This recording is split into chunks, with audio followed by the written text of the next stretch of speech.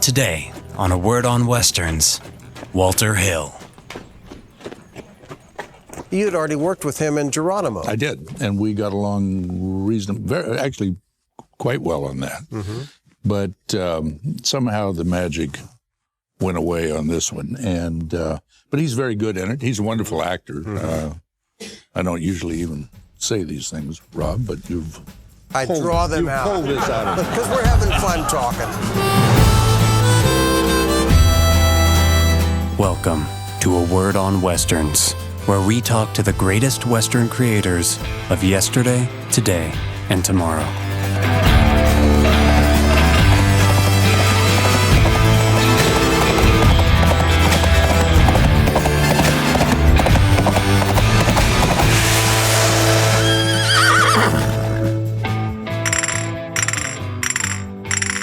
Listeners, come out to play. I love the Warriors and all of Walter Hill's movies. He is so fantastic. What an epic director. It seems like every movie is a Western. The Warriors is a Western. And while we're on Westerns, what's the name of the show? Hey, it's A Word on Westerns. Hey, what's your name, young man? I'm RJ Word. And I'm Rob Word. Welcome to A Word on Westerns, where today we are talking with the multi-award-winning, multi-talented writer, director, producer, Walter Hill. Walter's catalog of films is amazing, and his knowledge of film history. That's why I love talking with him. He has stories about John Ford, Bud Bedecker, Raoul Walsh, the legends. And this interview went on for 48 hours. What interview? I get it. 48 hours. He did 48 hours, too. Yeah, okay. I'm trying. I kind of wish it had gone on for 48 hours because he is a wealth of fun stories, as all of you listeners are going to find out today. He has terrific memories of walking out while they're shooting a sequence in The Long Riders because it just ain't working. And another director shows up, but I will let Walter tell that. And also some memories of working with Bobby Duvall in Geronimo and also Broken Trail that Duvall was a producer of also. Walter picked up a DGA award for Best Director and I think an Emmy for that film, too. He picked up one for doing the pilot, the first episode of Deadwood as well. That's really cool. That's an amazing guy. It always impresses me when you have such a big feature film director doing the pilot of a show and really setting it up, setting the tone of the show for what is the rest of the series. Well, and if the series goes a long time, what is interesting, too, a lot of people may not know this, is that that director then gets a piece of all the other episodes. So if it runs for hundreds and hundreds, the director of the first episode, the pilot, is going to be pretty happy. He shares in some of those fun profits. I wonder which director probably has the most pilots. My guess would be James Burrows, who did Seinfeld and Cheers and... He did all those pilots? Yes, he did. Okay. And then, like with Will and Grace, not only did he do the pilot, he directed every single episode. This is a man who is uber talented, and his father, Abe Burrows, was a Broadway producer-director. Very cool.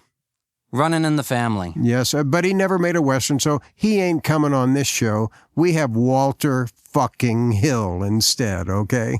Okay. Walter's film, his first Western, was The Long Riders. Not a bad start. Where you've got the Carradine brothers, the Quaid brothers, the Keach brothers, and the Guest brothers. What a lineup. And this is a film that I think gets better all the time because they just don't seem to be able to make Westerns of this caliber anymore.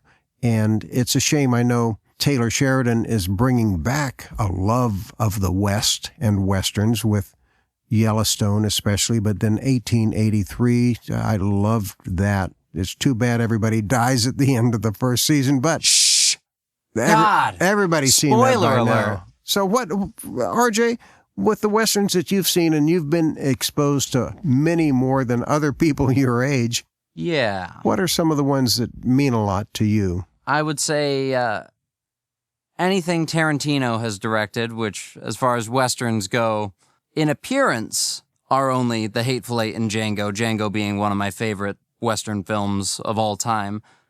A lot of his other films are structured pretty much like classic Westerns. And that's what Walter Hill says about his films. And Walter was a screenwriter. He wrote The Getaway, and Hard Times was his first film as a director with Charles Bronson, James Coburn, Strother Martin, and Bruce Glover. That's a terrific first film for anybody. And Walter hit a home run with 48 Hours that you briefly mentioned earlier. Yeah. And he's just a wonderful storyteller and a deep man. He has some thoughts about the classics and how it relates to filmmaking. He really understands where to put the camera. And I enjoy his work, and I think all of you out there are going to enjoy his conversation. Yes, and we're sure glad that you decided to come out and play. So, let's give it a listen.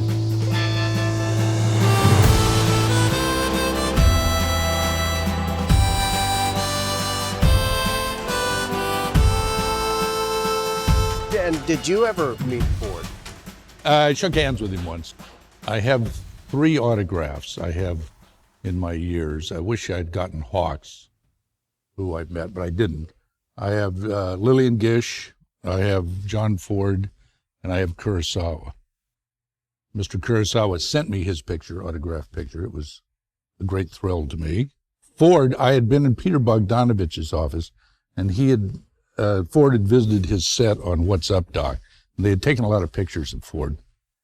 And I asked Peter, could I have one of them? He said, yeah, sure. And I said, you think if I send it to him, he'll autograph it? He said, well, kind of depends on the mood you're going to catch him in. If he's in his usual temper, he'll just throw it away. If he's, kind of okay, he'll sign it John Ford. If he's in a good mood or he kind of likes you for some reason, he'll sign it Jack. He said, but I'll tell you, he said, send him a very nice note. Send him a very complimentary, really do it up. So I wrote, screenwriter, dear Mr. Ford, my pleasure to send you this picture, and I hope that maybe you could send me your autograph. I believe that your films will be studied for, centuries or so. I don't know what I said, but it was one of those. It must have worked. Yeah, but Peter had said, there's a real good chance that you're never going to hear from him. I'll be a son of a bitch. 2 days later, I think I sent it off. 2 days later, it comes back. And I put the stamp thing in there and all that. 2 days later, it comes back, and I open it up, and it's to Walter with affection, Jack Ford.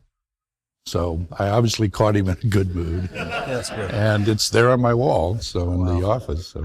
When I was 7, we were on vacation from Florida, pulling an Airstream trailer, and we were in Monument Valley, summer of 1955.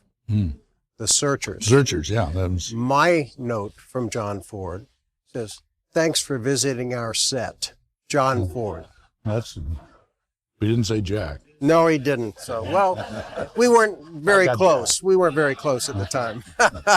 Want me to tell you a story Bud Bedecker told me about? I knew Bud, great director of Westerns, and he told me this story. He said he had gone out to Warner Brothers. He had some business, had lunch with Bat Jack, John Wayne, and they were talking about doing some film.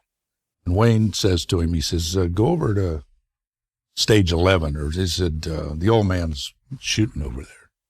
And he was doing, I think it was Sergeant Rutledge.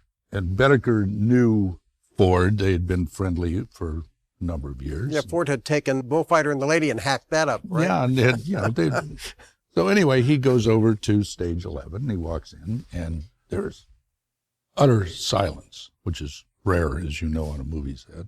Utter silence.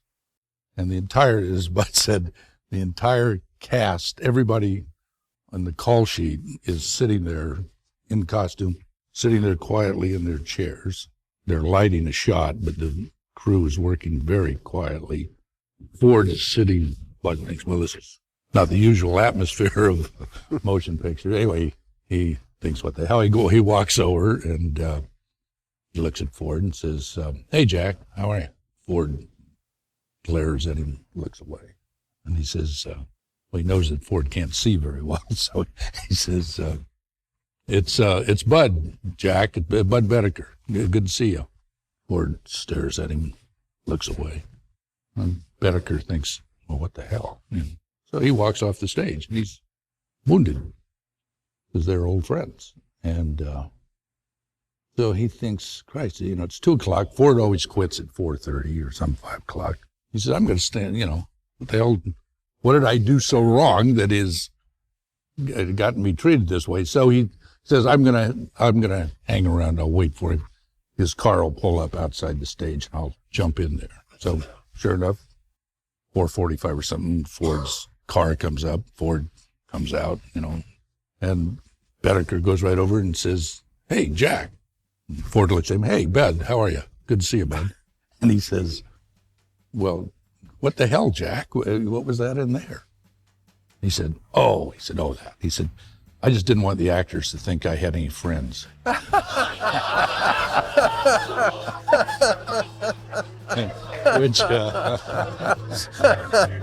Which seems to me to be a quintessential John Ford attitude.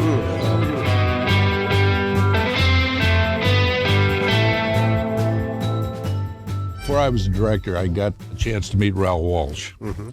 I had written a script that had turned out to be a hit movie. And what was that? It was called The Getaway. It was with Steve McQueen and Ally McGraw. Little film. And Sam Peckinpah directed. I'm sorry I was late. I was having my hair done and the girl was slow. You look fine. Where do you want to go? Straight ahead. Hang and rattle, folks. And I had dedicated, because it was rather like an old High Sierra, an old Raoul Walsh film. I had dedicated this script to Raoul Walsh, and somebody had said, well, Jesus, that's kind of nice, why don't you send it to him? he isn't part of the distribution, So I did, and he sent back a letter. Actually, his wife wrote it. He was so blind that he really couldn't write very well, and so he dictated a letter that his wife wrote. And basically they said, call and come out and see us sometime. So I took advantage of that. And anyway, and he was still, even though he was, I would say, 95% blind, he was rolling his own cigarettes still, and which is a pretty good feat for having two good eyes. But he'd roll, but he would smoke regular cigarettes too. He had like some Pell Mell or some, some tough man's guy, a man's cigarette, some tough guy cigarette. But he'd smoke those, and then he'd roll one every once in a while. And I remember and I said to him as I was saying goodbye, I'd like to direct someday, and any advice, and he was rolling. He said, well, he kind of nudged me, and he was wearing a Western hat. He said, well, I probably shouldn't say this. He said, don't screw the leading lady. But he said, if you do, don't stop halfway through the movie.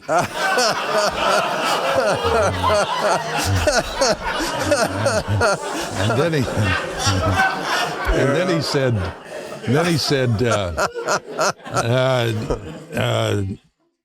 let the actors choose their own hats. I said, what? He said, actors. He said, let them choose their hats. He said, hats are a funny thing. If you wear a hat that you're not comfortable with, you think you look bad. He said that they can't give a good performance if they think they look like hell. He said most people will pick an attractive hat for themselves, or an actor will pick within the character of. He said sometimes you have to go in there and straighten it out, but they like to have their own say-so. He says let them pick their own hat, makes them feel good.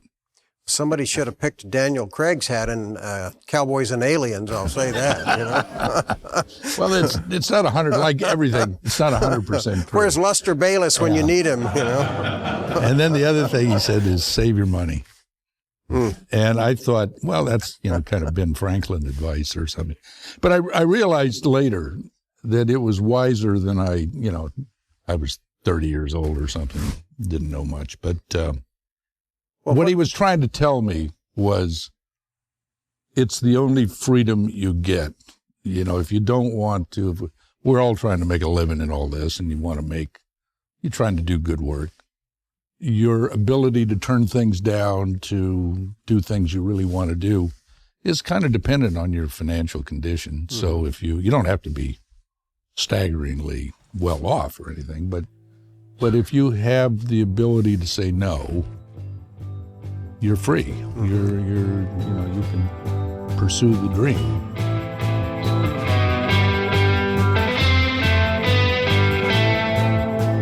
These are the armies of the night. Can you dig it?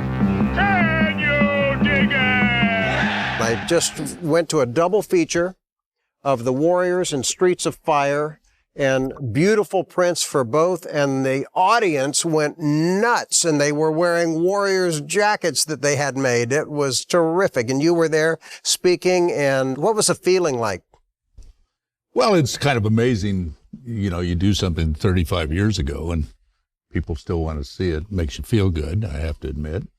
But it's, you know, when you're doing them, you don't ever think anything like that's going to happen. You just hope it's going to find an audience at the time. So it's a good feeling. These are the Warriors. We know about the Warriors. They're a heavy outfit. They're from Coney Island. Warriors. You guys are the big dudes, huh? The Warriors, not only one of my favorite films, but to me it seems like it's a Western. I screened it at my house one time years ago for Dobie Carey in Maryland. They hadn't seen it. And I said, you got to see the fight. You got to see the baseball furies. I told Sam Fuller, it was Run of the Arrow, that I had borrowed his plot, but it was from a novel by Saul Urich. It was a very free adaptation. Oh, I don't know. If you make something that's very basic, they're all... That's special. The great South American writer Borges said there are only two plots, really, and the Crucifixion and the Odyssey, and they're all variations of, which I guess means if you make your categories broad enough, you can fit anything in. But yeah, it was fun to do. It was a very low budget movie. The studio hated me. And the casting was great. The characters seemed... it was a fantasy, but they seemed real. The baseball furies, they come on. Everything driven by the music. The Barry DeVorzon, it just propelled everything. Job, yeah. Wow. And it's based on the, a true incident in the history of the Greeks, the Xenophon's March of the 10,000 across the Anatolian plain. And Urich took that historical incident, turned it into a novel that took place in Gangland, New York. Now they're in the Bronx. We're going back. 27 miles behind enemy lines. It's the only choice we got. Between them and safety stand 20,000 cops and 100,000 sworn enemies. And I then made more of a fantasy of it. So, I don't know. Had there been no Xenophon, there would be no Warriors, and no Saul Urich, there would be no Warriors. Well, it must have been fun coming up with the names of the different tribes of gangs that were out there, too. Well, yeah, we just spitballed around. The Furies, the Boppers, the Hi-Hats, the Lizzies, the Turnbull ACs, the Gramercy Riffs. Riffs! Yeah! Then to give James Remar that really a strong part in that, and so many funny lines that he had too. He did, yeah. The movie now plays. It was so perceived to be at the moment when it came out, a dark and dangerous. Well, it caused riots in the theaters too. And now it looks more like a musical than it does. And it gets, I'm happy to say, in the laugh lines, we do get laughs still. And, you know, it's the trickiest thing. You always want to get some humor into these things. And everything works. The close-ups of the lips of the DJ. Well, you know, it's funny how things, you know, I believe this about being a director, that first place, it's a great privilege. And you get to work with very talented people. But how do you approach it? And I think sometimes you can over-approach it. I think go with your instincts, go with, and that scene, we were rained out, and that was a cover set. And we were just, you know, and cover sets don't usually work very well. And so I said, shove it in. And just the more I watched her do it, I just kept saying, get closer, get closer. And then it became and it was turned out to be one of the most remembered things about the movie, I think. She was a great actress, Lynn Thigpen. You know, it's a funny business. People come in, they work for you, you meet them a couple of days, they go away. I mean, you know, you're in the circus or something, and you say goodbye, and they give you so much, and you do your best for them, and you don't always hug them and kiss them and all that.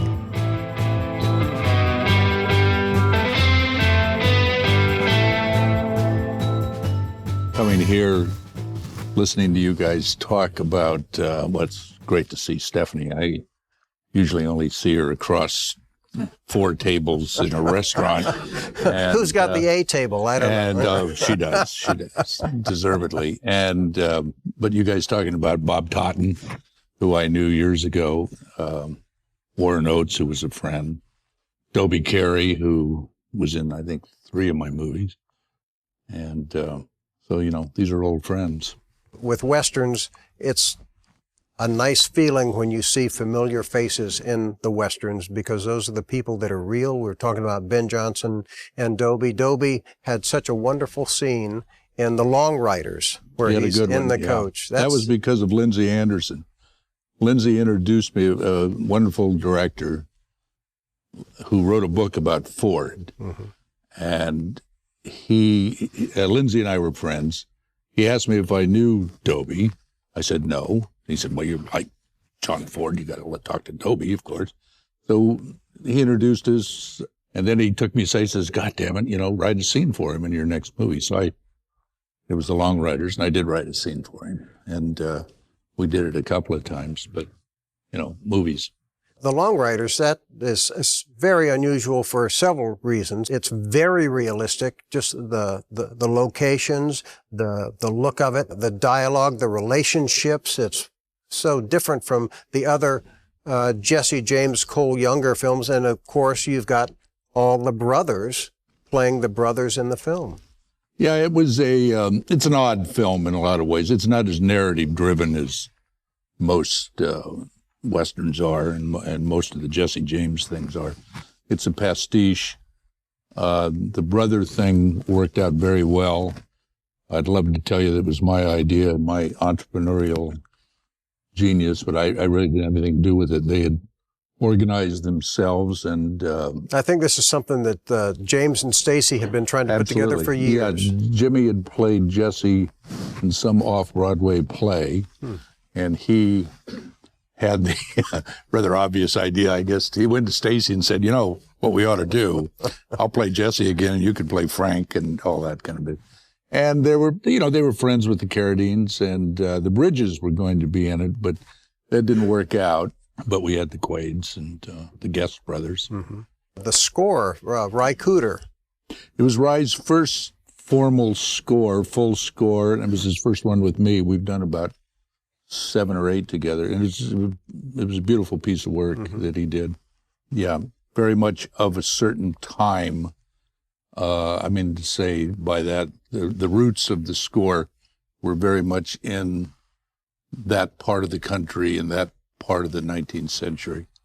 Worked out quite well. There's a scene where it's the first time I ever noticed James Remar with a Bowie knife fight with David Carradine. What a great scene that is. It worked out. It was actually a kind of a mess when we were doing it. I have to give the great Sam Fuller credit on that. Sam and I were friendly. Bobby Carradine had played basically Sam Fuller in Sam's movie Big Red One, and Sam was in town. I used to mainly see Sam when I was in France, but he had a little house up off Woodrow Wilson. And we shot that scene at Warner Brothers. And we rehearsed and we shot in the morning. It was, Christ, nothing was working. And I think I was not in one of my better moods. And I remember saying to David and Jimmy, I said, look, this stinks. And I don't know what the hell, maybe it's the goddamn routine. Or maybe it's you guys, or maybe it's me or something. But there's nothing that we've done so far that looks worth a good goddamn. And Sam Fuller's coming to lunch, and I'm sure he'll come over to the set. And if I were you guys, I wouldn't want to be embarrassed this way.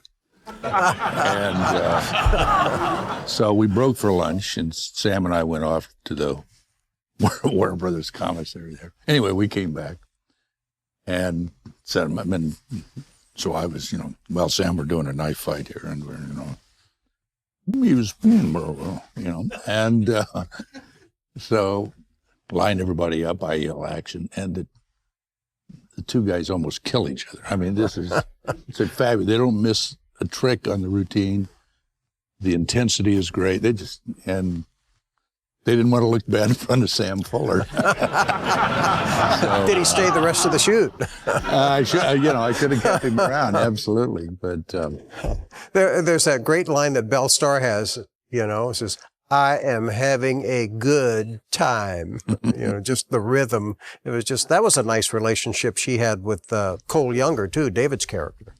Well, yes, the semi-hooker with who, we wanted a character that stood up for herself. I mean, historically, that was true anyway.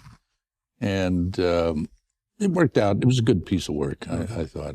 The whole movie was, again, it's an odd movie. It's character-driven around events, and yet it's an ensemble without... And I guess the theme of it is really, what you sow, you reap. And as Cole Younger says, we played a rough game and lost, and they end up sadder but wiser, or dead. And we were trying photographically to do something a little different. And so it's a pretty movie. The film that changed AMC. AMC was called American Movie Classics.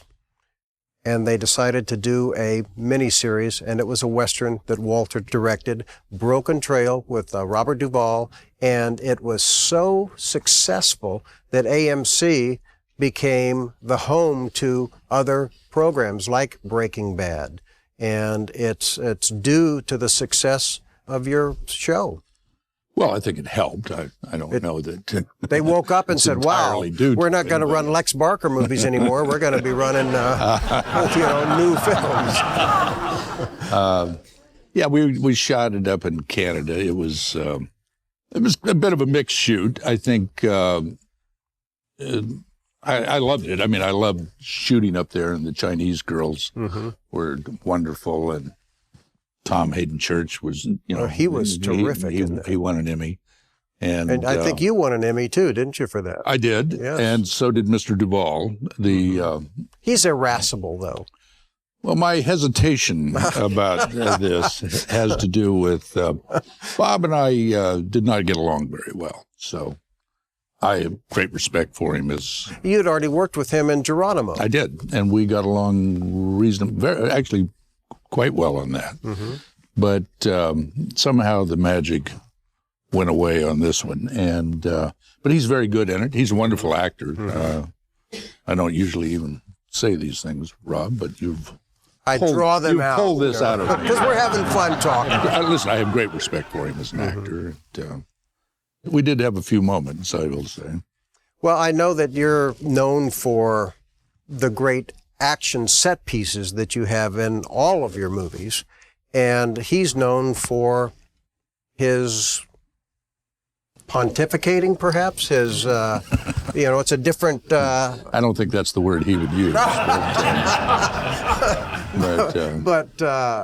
But it seemed to work, the final cut. He is looking for the spoken word, usually. Yes, that's true. Maybe that's a kinder way. And he'd... But it works. Say, then, God damn it, we don't need another goddamn violent scene. I know that's what you want to do. Let's sit around the campfire and talk instead. So, listen, he's very good at it. I don't want to belabor it or anything. Everybody, I thought, was good in that. The villains were mean, and you really were able to create some nice set pieces. Thomas Hayden Church, who knew that he was such a good hand. Well, Tom has his own ranch down in Texas, and he loves Westerns, and he'd rarely had a chance to be in one, and he was very good. He really did a wonderful job. I always said it was his haircut. Very, very first scene, he takes his hat off, and he's got that shorn on the sides up to here, and he had decided. I told him we've established the character now, and we don't. Well, it kind of made him geeky. Now, if we don't have to, Duvall accused me of upstaging, with the gesture, upstaging his part when Tom Hayden takes his hat off. Well, you've given us so much over the years, and we look forward to a lot more too, Walt.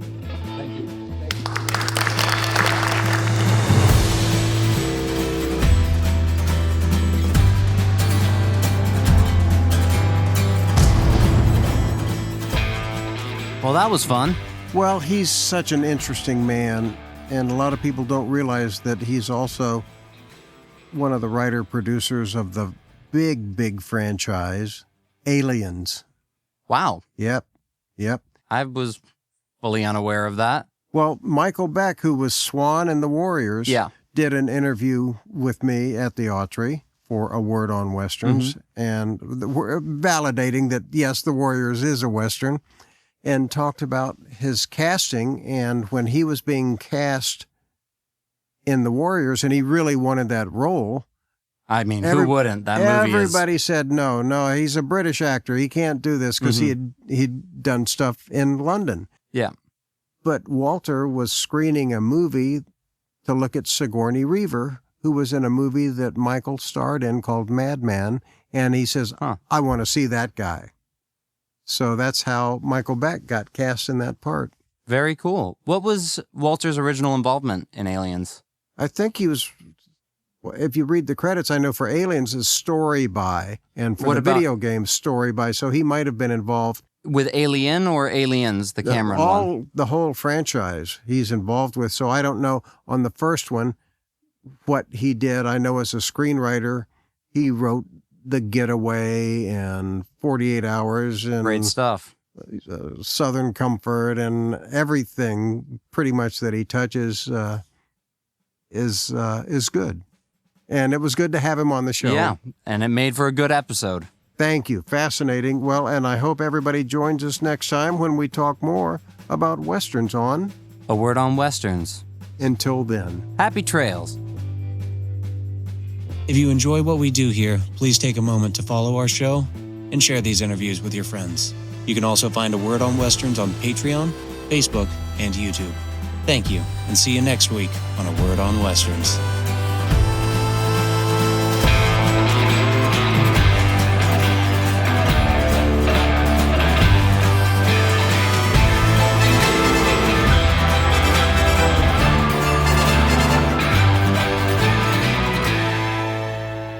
A Word on Westerns is produced and hosted by Rob and RJ Word. Edited by Alex Lockett and Bohr and Ebor Dro. Location audio is provided by Richard Reagan. Sound design by Alex Lockett. A Word on Westerns theme song was composed by Karel Pasoda with additional arrangements by Shipwreck Music and RJ Word.